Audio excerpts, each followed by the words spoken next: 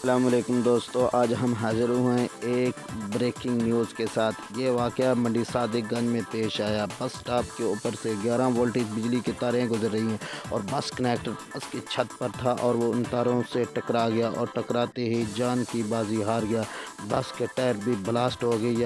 دوستو، آپ سے گزارش ہے کہ آپ اپنے حفاظت کریں، آپ اپنی جان کی حفاظت کریں، اپنے مال کی حفاظت کریں اور ایسے حالات میں اپنے آپ کو بچائیں۔